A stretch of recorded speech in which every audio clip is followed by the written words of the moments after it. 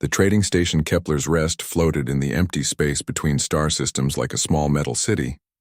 Ships from dozens of different worlds came here to buy and sell goods. The station was neutral ground where everyone followed the same rules. No weapons, no fighting, no politics. Emma Rodriguez pressed her small face against the viewing window and watched another alien ship dock with the station. The 9-year-old girl had seen more alien species in the past 3 days than most humans saw in their entire lives. Her father, Ambassador Carlos Rodriguez, was here for important diplomatic meetings with the Galactic Council. "Look, Papa," Emma said, pointing at the strange ship. "That one looks like a giant flower." Carlos smiled and ruffled his daughter's dark hair. "That's a Veltar trading vessel. They grow their ships instead of building them." Emma's eyes went wide. "They grow them? Like plants?" "Something like that, sweetheart." The station's main corridor buzzed with activity. Tall, thin aliens with blue skin walked alongside short, furry creatures that looked like walking teddy bears. Some aliens had tentacles instead of arms. Others had scales or feathers or skin that changed colors. Emma had made friends with many of them over the past few days. "Ambassador Rodriguez, there you are," said station manager Quinn Murphy as he approached them. Murphy was one of the few other humans on the station. "The council representatives are waiting for you in conference room 7. Carlos nodded. "Emma, I need to go to another boring meeting." "Why don't you go to the observation deck? You can watch the ships come and go." "Can I visit the market later?" Emma asked hopefully. "If you stay with Lieutenant Brooks and don't wander off," Carlos said. He kissed her forehead. "I'll see you in a few hours." Emma skipped down the corridor toward the observation deck. The station felt like a giant playground to her. Every corner had something new and exciting. She stopped at a food stand run by a friendly alien named Zixtal. He had 4 arms and purple skin covered in spots. "Little Emma," Zixtal said in his cheerful voice, "would you like to try some Andorian fruit crystals?" Emma took the sweet, crunchy treat and smiled.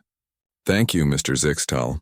She made her way to the observation deck where large windows showed the stars and the ships moving around the station. A few other travelers sat quietly watching the view. Emma found her favorite spot by the biggest window and pulled out her drawing tablet. She liked to sketch the different ships she saw.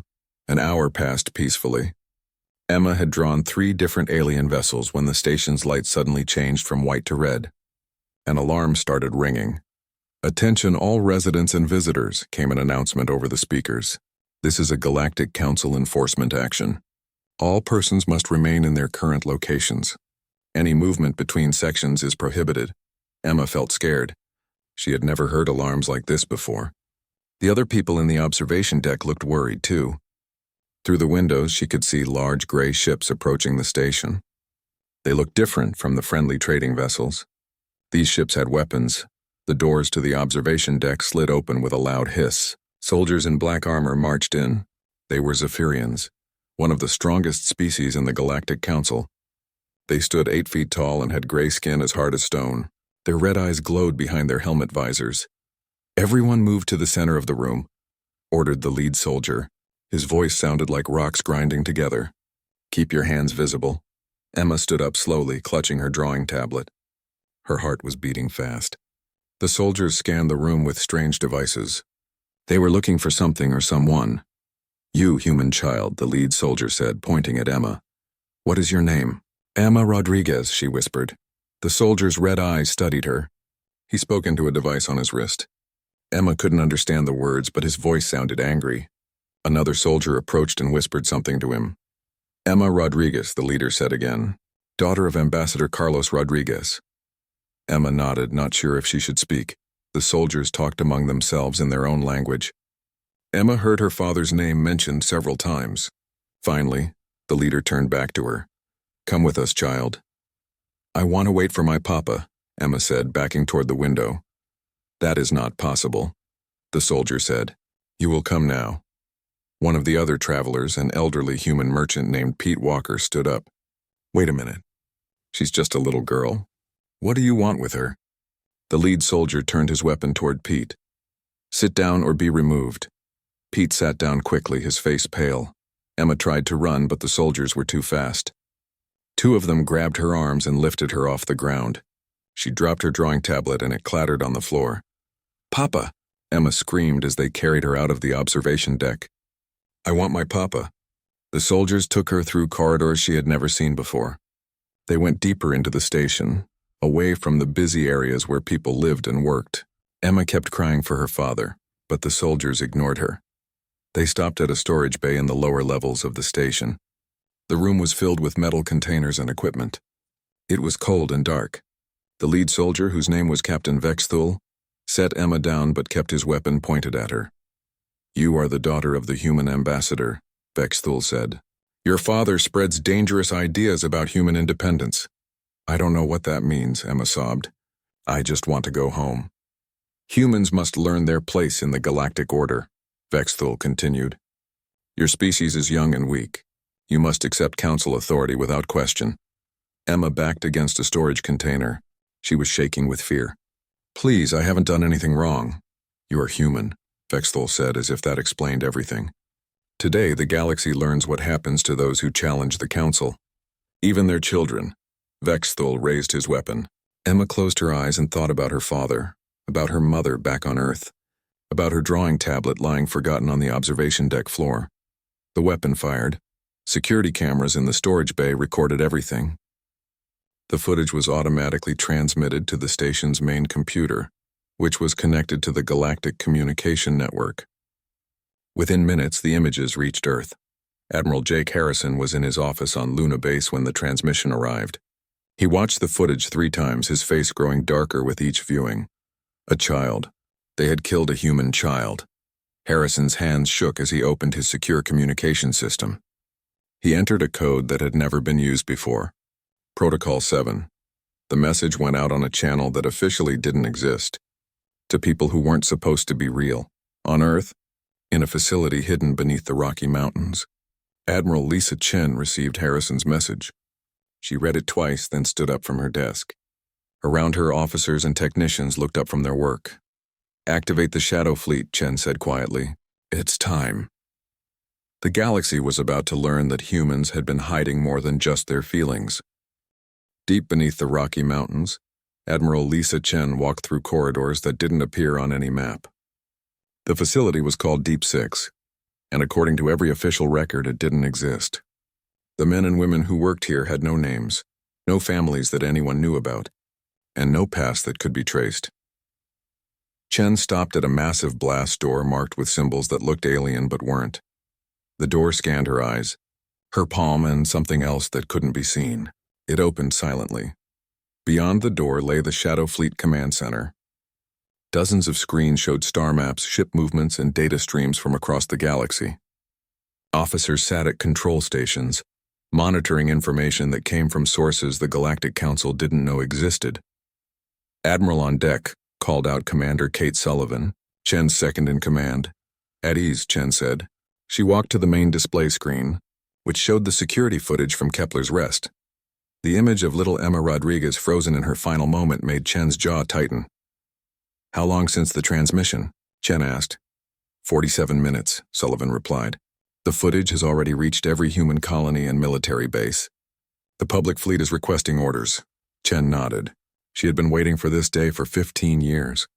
Not hoping for it, but knowing it would come. The galaxy saw humans as weak newcomers who should be grateful for any scraps of respect thrown their way. Today that would change. "Send a message to President Torres," Chen said. "Tell him it's time for the conversation we've been avoiding." 20 minutes later, President Nathan Torres appeared on the secure communication screen. His face looked tired and angry. Behind him, Chen could see the Oval Office. "Lisa," Torres said, "I've seen the footage. Tell me we can do something about this." "We can do everything about this, sir," Chen replied. "But once we start, there's no going back. The galaxy will know what we really are." Torres was quiet for a long moment. He had known about the Shadow Fleet since becoming president, but like his predecessors, he had hoped never to need it. "They killed a child," Torres said finally. "A 9-year-old girl who was drawing pictures of spaceships. What are your recommendations?" "Full deployment," Chen said without hesitation. "We show them what happens when you hurt our people. We show them what we've really been building out here." "Do it," Torres said.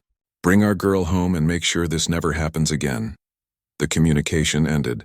Chen turned to her staff and gave the order that changed everything. "Activate Protocol 7. All Shadow Fleet vessels to full readiness. Begin Phase 1 operations immediately." Across the facility, alarms started ringing. Not emergency alarms, but activation signals. In hidden bays carved from solid rock, ships began powering up. These weren't the vessels the galaxy knew about. Earth's public fleet was impressive enough with good shields and decent weapons. But the Shadow Fleet was something else entirely. Captain Ryan Brooks stood on the bridge of his ship, the Nightfall. To outside observers, the Nightfall looked like empty space. Its adaptive camouflage didn't just hide it from sensors. It bent light around the hull so perfectly that it was invisible to the naked eye. "Captain," his first officer said, "we're receiving activation orders." Brooks nodded. He had been captain of the Nightfall for 8 years, but this was the ship's first real mission. Every training exercise, every test flight, every system check had been leading to this moment. "Take us out," Brooks ordered. The Nightfall moved through the hidden launch tunnel and emerged into open space near Earth's moon. Its quantum phase drive activated and the ship simply disappeared. It didn't jump to hyperspace or use any technology the galaxy would recognize. It folded space around itself and stepped through the fold, arriving instantly at its destination near the edge of human space. Across the solar system, similar ships were launching. The Shadow Fleet had 47 vessels, each one carrying technology that the Galactic Council believed was impossible. Humanity had been very careful to appear less advanced than they really were. Dr. Ben Foster sat in his laboratory aboard the research vessel Silent Observer. Foster was Earth's best xenopsychologist, a man who understood how alien minds worked better than the aliens themselves.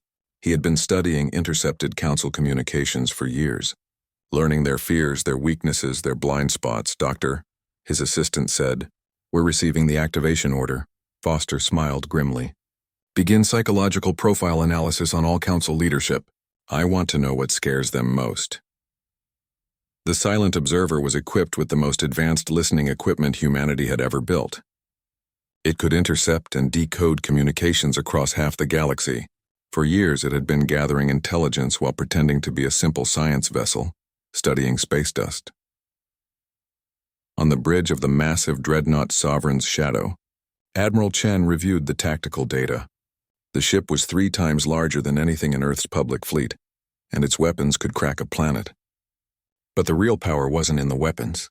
It was in the message they would send. "Admiral," Communications Officer Dan Mitchell reported, "all Shadow Fleet vessels report ready status." "Excellent," Chen said. "Begin Phase 1. I want every Council military base, every government facility, every important installation under observation. They don't scratch their nose without us knowing about it." Mitchell nodded and began sending orders. Across Council space, invisible ships took positions. The aliens went about their daily business, not knowing that humanity was watching every move they made. Commander Kate Sullivan was aboard the stealth ship Whisper, positioned near the Galactic Council's main headquarters on Galactic Prime. Through her ship's advanced sensors, she could see the massive council building where representatives from 100 species made decisions for the galaxy. "Beginning surveillance protocol," Sullivan reported, "installing monitoring devices." The Whisper used technology that could phase through solid matter. Tiny monitoring devices appeared inside the council building as if they had always been there. The aliens would never find them because they worked on principles the galaxy didn't understand. Back on Earth, President Torres addressed the nation. He stood behind his desk looking directly into the camera. "My fellow Americans and all citizens of Earth," he began. "Today a human child was murdered by agents of the Galactic Council. Emma Rodriguez was 9 years old. She loved drawing pictures and making friends with people from other worlds." Torres paused, letting his words sink in. "For too long, we have accepted being treated as junior members of the galactic community.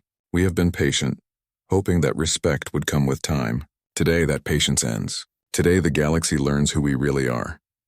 He didn't explain what that meant. He didn't need to. Across human space, people understood. Earth was done being pushed around. In the depths of space, Captain Vexthal was returning to his ship after completing his mission on Kepler's Rest. He felt satisfied with his work.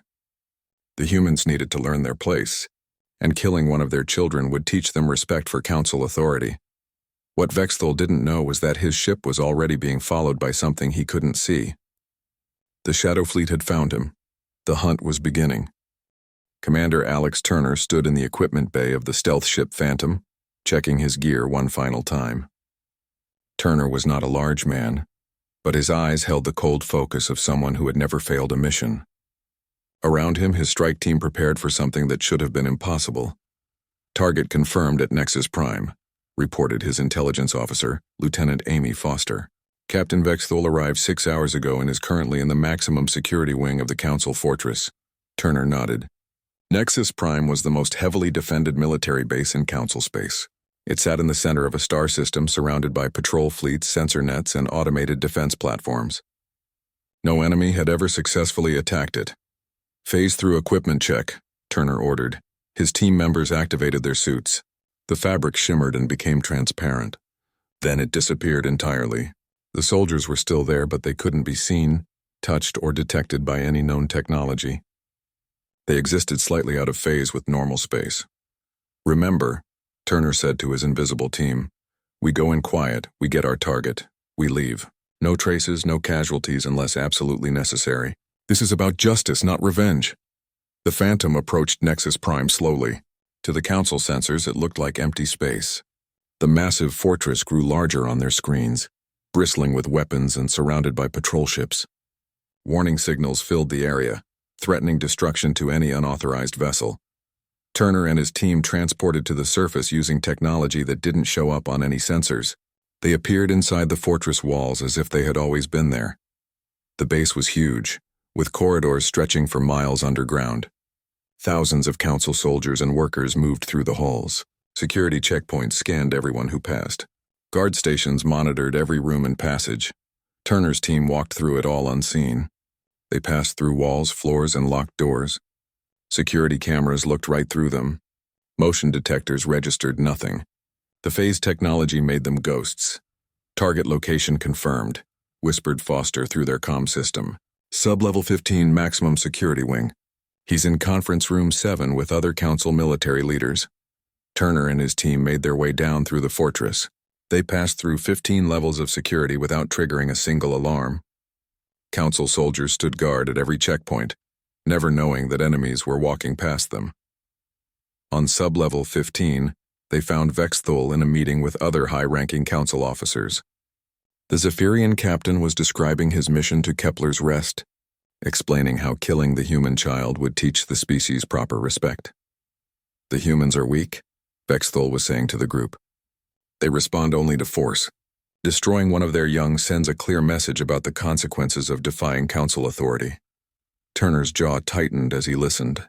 Through his phase suit's advanced systems, he could record everything. The galaxy would hear these words. Executing children is beneath us, said one of the other officers, a tall alien with blue skin and 4 arms. Surely there were other ways to achieve our goals. Vexthul laughed, a harsh sound like grinding stone. Mercy is weakness, General Carthex. The humans needed to see that their precious innocents mean nothing to us. Fear is the only language primitive species understand. Turner had heard enough. He signaled his team to take positions around the room. They moved silently through the walls and floor surrounding the conference table. Execute capture protocol, Turner whispered. The team reappeared at the same moment, their phase suits becoming solid. Before the Council officers could react, Turner's soldiers had stunned everyone except Vexthul with weapons that put targets to sleep instantly. Vexthul reached for his sidearm, but Turner was faster. A neural disruptor hit the Zephyrian captain, freezing his muscles without causing permanent damage. Captain Vexthul, Turner said calmly. You are under arrest for the murder of Emma Rodriguez. Vexthul's red eyes blazed with fury, but he couldn't move or speak. Turner's team quickly attached a transport beacon to their target. Sleep gas deployed, reported Foster. All witnesses will remain unconscious for 6 hours and remember nothing of the past 30 minutes. Turner activated his communicator. Phantom, we have the package. Extract immediately. The team and their prisoner vanished, transported back to their ship. The conference room returned to normal, with the sleeping Council officers slumped over the table. When they woke hours later, they would have no memory of Vexthul being there at all. Meanwhile, across Council space, Captain Maria Santos was conducting her own mission aboard the stealth ship Mirage. Santos was Earth's master of psychological warfare, a woman who could make entire fleets afraid of shadows. Her target was the Council Supply Depot at Rigel Station. The facility provided food, fuel, and equipment to half the Council's military forces in this sector. It was protected by both physical defenses and computer security that was supposed to be unbreakable. Santos didn't attack the station. Instead, she made it attack itself. The Mirage's computer systems were 20 years ahead of anything the Council used. They slipped into Rigel Station's networks like ghosts, changing small details in the supply records.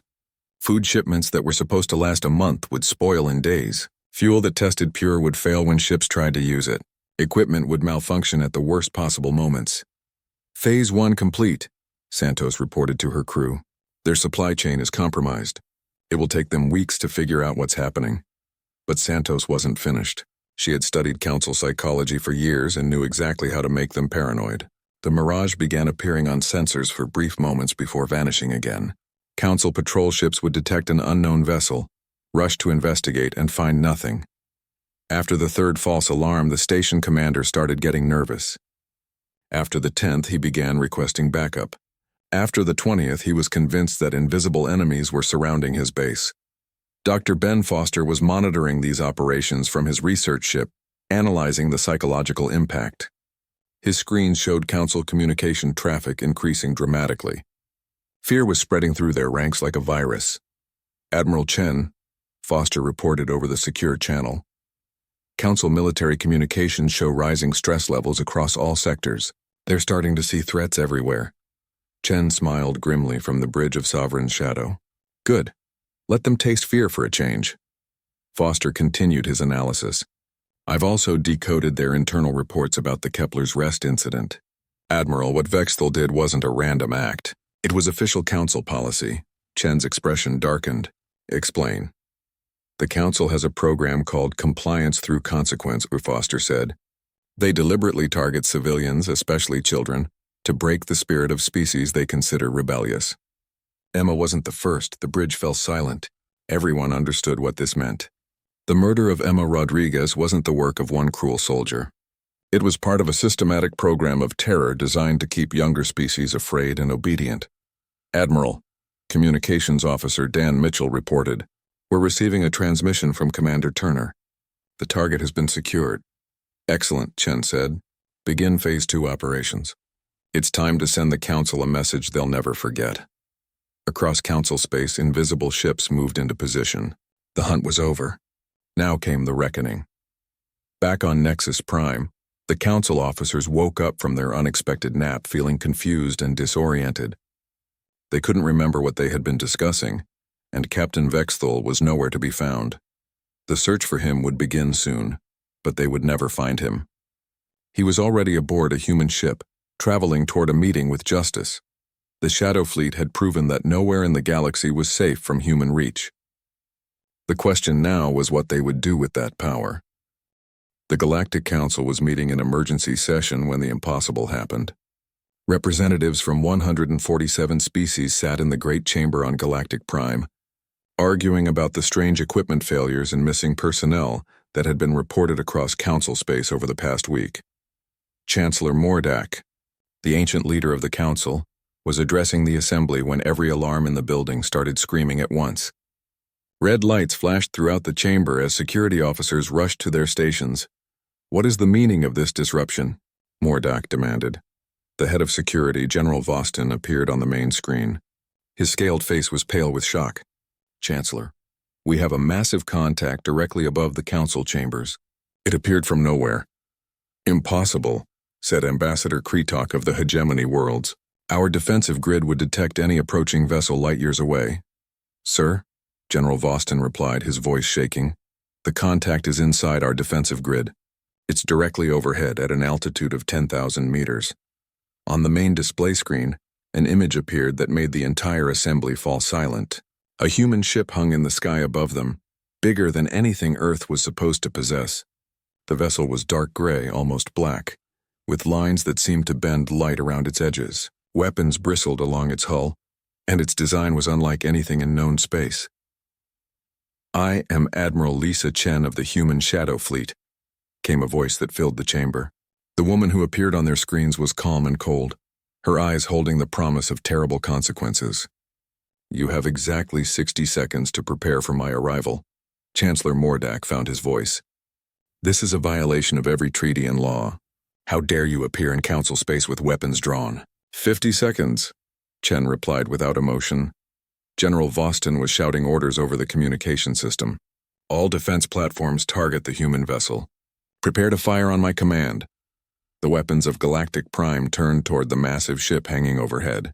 Energy cannons charged, missile launchers prepared, and particle beam arrays locked onto their target. The combined firepower was enough to destroy a battle fleet. 30 seconds, Chen announced. Fire all weapons, General Voston ordered. Hundreds of energy beams and missiles streaked toward the human ship. The weapons struck the vessel's shields and simply vanished, absorbed as if they had never existed. The ship didn't move, didn't react, didn't even seem to notice the attack. Impossible, whispered Ambassador Kretok. 10 seconds, Chen said. I suggest you clear a landing area. The human ship began to descend toward the council building. Its bulk blocked out the sun as it settled directly on top of the great dome where the assembly met. The building's structure groaned under the weight but somehow held. I'm coming down, Chen announced. And I'm bringing a friend. A beam of light appeared in the center of the council chamber. When it faded, Admiral Chen stood there wearing a simple black uniform with no decorations. Beside her was Captain Vexthul, but something was terribly wrong with the Zephyrian. Vexthul stood perfectly still, his red eyes wide with horror. Tears ran down his stone-like face and his whole body shook with emotion that his species wasn't supposed to feel. What have you done to him? Demanded Chancellor Mordak. We've given him the gift of understanding, Chen replied calmly. Captain Vexthul can now experience the full emotional weight of his actions. He feels what little Emma Rodriguez felt in her final moments. He understands what it means to be helpless and afraid. Vexthul tried to speak, but only sobbing sounds came out. The proud Zephyrian warrior had been reduced to a broken creature consumed by guilt and remorse. This is torture, protested Ambassador Zareth of the Centauri Federation. This is justice, Chen corrected. Your enforcement officer murdered a 9-year-old child. He laughed about it afterward. He called it good policy. Now he gets to understand exactly what he did. The council representatives looked at each other with growing unease. How had humans captured Vexthul from the most secure fortress in council space? How had they modified his brain without killing him? And how had their ship appeared in the heart of council territory without being detected? You cannot threaten the council, Chancellor Mordak said, trying to sound authoritative. We have fleets that outnumber your entire species. Chen smiled, and it wasn't a pleasant expression. Do you? Let me show you something interesting. The main display screen changed to show a tactical map of council space. Hundreds of red dots appeared, scattered across every system, orbiting every important world, surrounding every major installation. Those red dots represent shadow fleet vessels that have been watching you for the past week, Chen explained. Each one is invisible to your sensors, equipped with weapons you don't understand and capable of striking any target in council space within minutes. The assembly erupted in shocked voices. Some representatives demanded proof, others called for immediate military action, and still others sat in stunned silence. This is impossible, General Voston said over the communication system. Our sensors show nothing. Your sensors show what we want them to show, Chen replied. Watch. On the tactical display, one of the red dots began moving toward a council patrol fleet near the Rigel system. The screen switched to show the patrol ships going about their normal duties, completely unaware of any threat. Suddenly, a massive human vessel appeared among them. It was there for exactly 10 seconds, long enough for its sensors to scan every ship in the fleet. Then it vanished again. The council patrol ships never even detected it. We could have destroyed that entire fleet, Chen said. Instead, we copied their computer systems, downloaded their mission orders, and learned the patrol schedules for this entire sector. We've been doing this across all of council space. Ambassador Kretok stood up from his seat. What do you want? What are your demands? Our demands are simple, Chen replied. First, the council will officially acknowledge that the murder of Emma Rodriguez was a crime against sentience itself. Second, Captain Vexthul will stand trial for his actions in a neutral court. Third, your compliance through consequence program ends today. The last demand sent waves of shock through the assembly. That program was classified at the highest levels. How could humans possibly know about it? Dr. Ben Foster appeared on the screen beside Chen. We know about the Veltar children killed on Proxima Station. We know about the Rigelian family executed on Ceres Base. We know about every innocent life you've taken to keep other species afraid. Chancellor Mordak's face had gone pale. Those operations were classified beyond top secret. Nothing is secret from us anymore, Chen said simply. We've been inside your computers, reading your mail, listening to your private conversations. We know every dirty little secret the Council has been hiding. The chamber fell silent except for Vexthul's continued sobbing. The proud captain who had bragged about killing a human child was now a broken shell of his former self, overwhelmed by the horror of his own actions. You have 24 hours to consider our demands, Chen announced. If the Council refuses, then the galaxy will learn what happens when you hurt human children. And trust me, you don't want that education. Chen and Vexthul vanished in another beam of light. The massive ship above them lifted off and disappeared, once again becoming invisible to all sensors. The Council representatives sat in stunned silence, staring at the tactical display that still showed hundreds of human ships surrounding their most important installations. For the first time in galactic history, the mighty Council was afraid. The emergency session of the Galactic Council continued through the night. Representatives argued, shouted, and debated, while the tactical display showed hundreds of human ships surrounding their worlds. Some called for war, others demanded negotiation, and a few simply sat in shocked silence. Chancellor Mordak had aged years in the past few hours. The ancient leader who had ruled the Council for decades now faced a threat unlike anything in galactic history. The humans had not conquered through force or numbers. They had simply revealed that they had been watching and waiting all along. We must respond with strength, declared Ambassador Kretok, pounding his fist on his desk. The humans cannot be allowed to threaten the Council with impunity. With what strength? Asked Ambassador Zareth bitterly. They have ships surrounding every important installation in Council space. They've been reading our most classified documents. They captured our best military officer from our most secure fortress. What exactly do you propose we fight them with? General Voston appeared on the communication screen, his face grim. Chancellor, I've completed the analysis of their ship's capabilities. The vessel that appeared over the Council chambers has technology that shouldn't exist. Its shields absorbed our entire planetary defense grid without even flickering. Impossible, muttered Representative Gorth of the Mining Consortium. No single ship could have that much power. This isn't about power, said Dr. Yilnex, the Council's chief scientist. It's about technology we don't understand. The humans have been developing weapons and defenses in secret, while we thought they were barely capable of interstellar travel. The debate continued until morning, when Admiral Chen's voice filled the chamber once again. Your time is up, she announced. What is the Council's decision? Chancellor Mordak stood slowly. He had spent the night reviewing humanity's demands and the evidence of their capabilities. The choice was simple. Accept the new reality or watch the galactic order collapse. The Council agrees to your terms, he said, his voice heavy with defeat.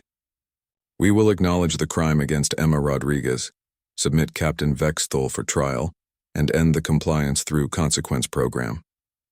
Wise choice, Chen replied. But there are additional terms we haven't discussed yet.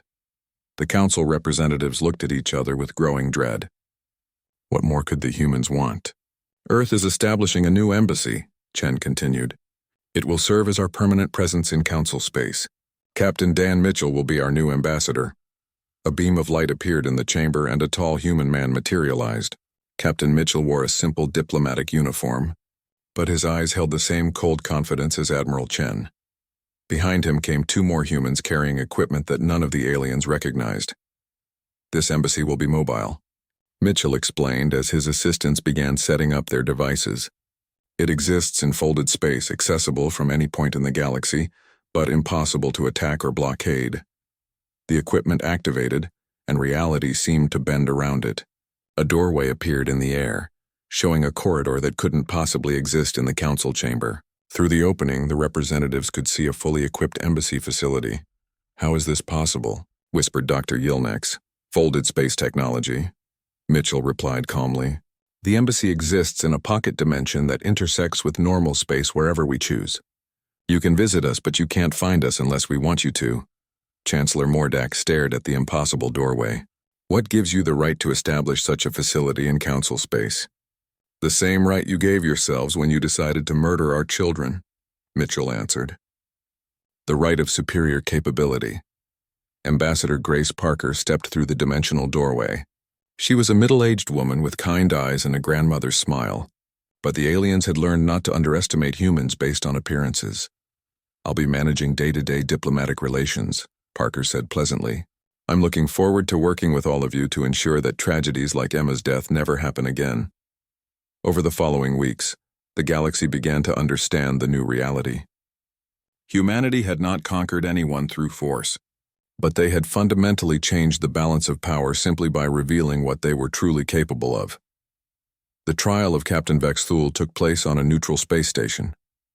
The Zephyrian sat in the defendant's chair, still overcome with the artificial emotions that made him understand the horror of his actions. When asked to enter a plea, he could only sob and beg for forgiveness from Emma's family.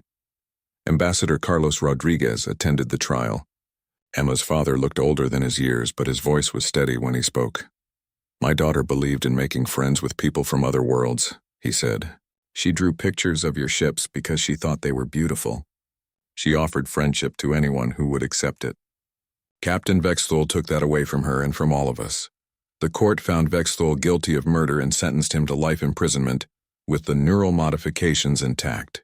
He would spend the rest of his existence feeling the full weight of what he had done. The Compliance Through Consequence program was officially disbanded, its files made public across the galaxy. Species that had suffered under the program demanded justice for their own lost children. The Council's authority began to crumble as world after world questioned the moral foundation of their government. Captain Ryan Brooks was aboard the Nightfall when new orders came through. The ship's mission had changed from military operations to something unexpected: rescue work. We've received a distress call from the Altair system, his communications officer reported. A passenger liner is trapped in an asteroid field with engine failure, Brooks smiled. Set course for Altair. Let's go save some lives. The Nightfall appeared near the damaged liner within minutes, its quantum phase drive allowing instant travel across vast distances. The ship's advanced technology made the rescue simple, and soon the grateful passengers were safe. Among the rescued was a young Veltar child who reminded Brooks of Emma Rodriguez. The little alien was scared and alone, separated from her family in the confusion. Brooks knelt down and offered her a small toy spaceship from his personal belongings. Don't worry, he said gently. We'll find your parents and we'll make sure you get home safe. The child looked up at him with large, trusting eyes and took the toy. In that moment, Brooks understood that this was what Emma would have wanted. Not revenge, but protection for all the galaxy's children. Back on Earth, Admiral Chen stood at Emma's grave in a small cemetery outside Los Angeles. The headstone was simple, bearing just her name, her dates, and the words, "She loved the stars." Chen placed a model of the Sovereign's shadow beside the flowers that Emma's parents had left. It wasn't much, but it was a promise. No human child would ever again die helpless and alone among the stars. The Shadow Fleet remained hidden but watchful, a guardian force that the galaxy now knew existed but could never find. They had proven that humanity's greatest strength wasn't their technology or their weapons. It was their unwillingness to accept the unacceptable. The stars belonged to everyone now, protected by those who understood that some things were worth fighting for. Emma Rodriguez had wanted to make friends among the stars. In death, she had ensured that all children could do so safely. The galaxy had learned to fear humanity's power, but more importantly, they had learned to respect humanity's love.